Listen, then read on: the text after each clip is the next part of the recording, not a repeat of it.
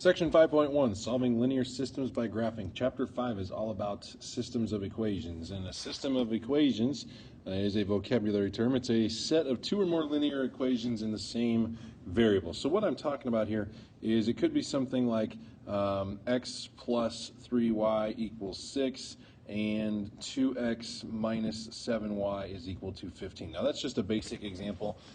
Basically what it means is you're going to have two equations or more, and you're going to have them on the same coordinate plane. So basically what the graph of this would look like is something like this. Now I have no idea, if in fact that's what the graph looks like. Probably not, but it could be something along those lines, okay?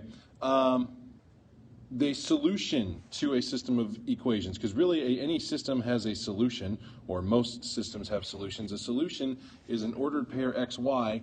Ordered pairs, remember, are in the form xy, and those have parentheses around them, that satisfy both equations. Okay, so what we're really looking for when we're talking solutions, when it says solve the system, when it says solve this, what we're really looking for is this point right here. Whoops, let me redraw that here. It's this point right here. It's that place where they intersect. Okay, because if a point is going to satisfy both equations, it means that point is on both lines, and the only point that is on both lines is that place where the two lines cross. Okay, so the first couple of examples here are going to be pretty basic. Tell whether the given ordered pair is a solution to the system of equations. So the ordered pair that they give you is 2, 5, and then the system they give you is x plus y equals 7, and 2x minus 3y is equal to negative 11. Now, if it's a solution, it's going to satisfy both equations. So what we need to do is we need to plug 2, 5 in for x and y into both equations. And what we really need to do is just do one at a time, because if it doesn't work for the first one, we don't need to go and check the second one, because it's got to work for both. If it doesn't work for the first, it doesn't matter if it works for the second or not. It's got to satisfy both. Okay, so we'll do the first one here in red. So the x value is 2 plus my y value of 5 equals 7. Now obviously this is a pretty basic one. 7 is equal to 7. That checks out. Okay, so once we get a true statement for the first one, then we need to go check the second one. Okay, so we'll plug 2, and then we got an x value of 2 minus 3 times my y value of 5, and we're going to see if that's negative 11. Whoops, negative 11. 2 times 2 is 4. Negative 3 times 5 is negative 15. Let me rewrite that. Negative 15. We're going to see if that's negative 11. 4 minus 15, when you do subtract that, it is negative 11. So negative 11 equals negative 11. That one also checks out. So the question, or the directions say, tell whether the given ordered pair is a solution. Yes, it is a solution to our system. It's where the ordered pair 2, 5 is where these two lines intersect. It's where they cross. Okay? Let's try another one here. Number 2, negative 2, 0. In our system, y equals negative 2x minus 4, and y equals x plus 4. So let's check the first equation. We'll do that one in red. So my y value is 0, is equal to negative 2 times my x value of negative 2, and then minus 4. Negative 2 times negative 2 is positive 4, and 4 minus 4, that one does check out. That is 0. We'll do the second one here in green. So we got my y value again of 0 equals my x value of negative 2 plus 4. Now negative 2 plus 4, that is positive 2. Now, clearly 0 is not equal to 2, so that is not going to work. So if the ordered pair they give you works for the first one but does not work for the second one, your answer is not a solution. Or you could say false or not true or something like that. It has to be true for both. Okay, if it works for the first, try the second. If it doesn't work for the first, you don't need to worry about the second one, because it's got to work for both. If it does not work for both, then it is not a solution of your system. Okay, so the title of the section was Solving Linear Systems by Graphing. Here's how we do it. Pretty basic. Step number 1, graph each line in the same coordinate plane. Okay, the coordinate plane is just the XY plane that we graph lines on. Step number 2, estimate the point of intersection. And then step number 3, verify the solution algebraically. I'm going to be very honest with you. Solving by graphing is the most labor-intensive method to solving systems of equations, especially by hand. It's very tedious. It's very time-consuming. I'm not a big fan of this. So I'm going to show you one by hand, and then I'm going to show you one using technology. Okay, so the first one I will show you by hand. Solve the system by graphing. We got y equals negative 2x plus 5 and y equals 4x minus 1. So if we're graphing, first thing we need to do is we need to build ourselves a coordinate plane. Okay, so I'm going to go, let's see, 1, 2, actually I'm going to redraw my X and Y axis here. I'm going to draw this just a little lower. 1, 2, 3, 4, 5, 6, 7. 1, 2, 3, 1, 2, 3, 1, 2. Okay, so the first one I'll do in red. So I got negative 2x plus 5. So I'm going to go up to 5 on my y-axis and make a point, and then my slope is negative 2, which means down 2 and to the right 1. So down 2, right 1, and I got another point there. So let me erase all those extra, erase all these extra little marks. Okay, so down 2, right 1. I can keep going down 2, right 1 more. Down 2, right 1 more. Now I'm out of space on the right. Instead of going down and to the right, I could also go up and to the left. Okay, I can draw this line. That's okay. That's very poorly drawn, but it is a line, or supposed to be. With graph paper and a solid surface, it would be much easier. Okay, the second one, we'll do that in green. 4x minus 1. So we start here at negative 1 with our y-intercept. Our slope is 4, so that would be up 4 and to the right 1. So 1, 2, 3, 4, right 1. That's very, very convenient for us because we already have a point there. Okay? I don't think we need to go any farther because clearly we can see our potential point of intersection. Okay? That point of intersection looks like the point 1, 3. Okay? To be sure, though, we need to go in and check 1, 3 in our system of equations. So let's start with the top one, the red one.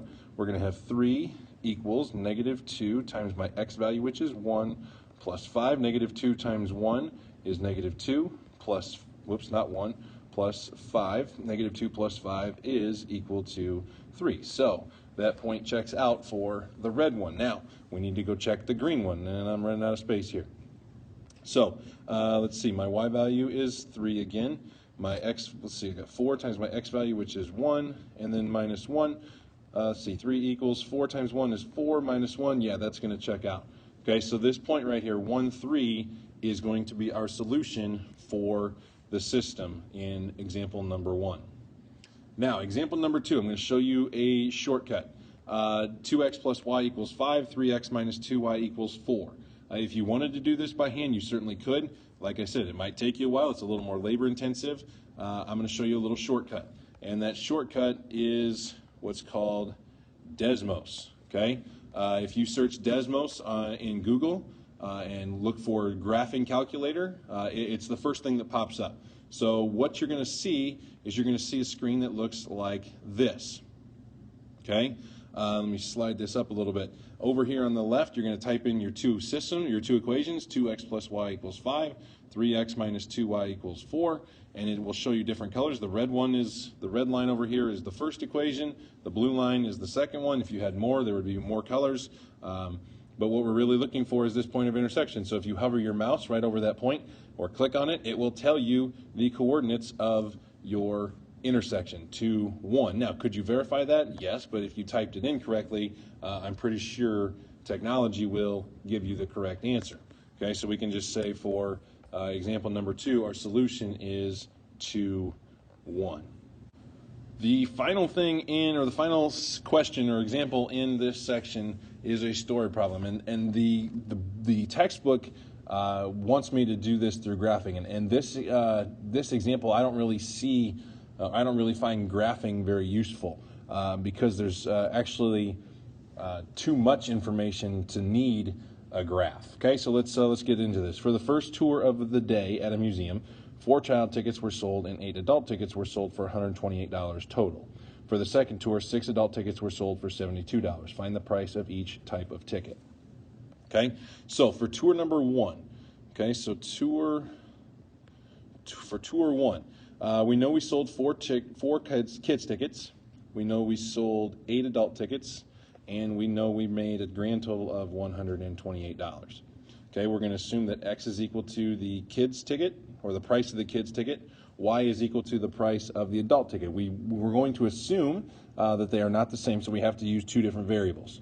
Okay, so actually, you know what I'm going to do? I'm going to erase this, and I'm going to write some qualifiers here. So we're going to say that X is equal to the price of the kids ticket, and then Y is equal to the price of the adult ticket.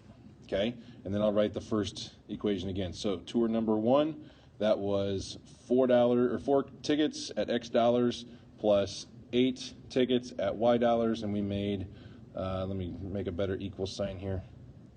We made $128. For the second tour, it says we sold 6 adult tickets for $72. That means we didn't sell any student tickets or kids tickets. So what we can say is that we can say that 6y is equal to 72. Now, the reason I don't like graphing this is because we have basically a single step equation right here for tour number 2. Okay? So what I would do, what I see right away, is let's solve the second equation for y, because that's going to tell us the price of the adult ticket. Okay, so if we divide 72 by 6, what we're going to come up with is 12. So we know the price of an adult ticket is $12. Well, once we have this, what we can do is we can take this and plug it into our first equation, because we know that adult tickets are $12 a piece. We know we sold 8 adult tickets. Let's find out how much we made from the adults and then figure out kind of how much we made from the kids' tickets. Okay, so we're going to have 4x plus 8 times my y value. We know y is the price of an adult ticket, and that was $12, equals 128. Okay, 8 times 12, so 4x plus 8 times 12, 8 times 2 is 6, that was 16. 8 times 1 is 8, plus 1 gives me the 96, equals 128. Okay, we'll need to subtract 96 from both sides. 4x is equal to, that's 32. We'll divide both sides by 4, and we're going to come up with that the kids' tickets are $8 a piece. Okay, so we'll say x is equal to 8, y is equal to 12. Kids' tickets are $8 a piece. Okay, so if we wanted to write an ordered pair, it would be 8, 12. Now the graphing version of this, what it would look like is something along these lines. Okay, and this point right here is 8, 12. Okay, if you want to see the actual graph in action, just let me know. But I think with this specific example, graphing is a little excessive. It's not necessarily the most efficient way to solve this problem. This one, kind of lays it out there for you. It tells you the cost of the adult ticket pretty easily, and then you just need to use that information to find the kids' tickets. But like I said, section 1, the solving by graphing, is not my favorite subject or favorite way to solve a system of equations. It's not going to be heavily tested because it does take a while when you have to do it by hand. I'm going to focus more on sections 2 and 3, the algebraic versions or the algebraic methods to solving a system of equations.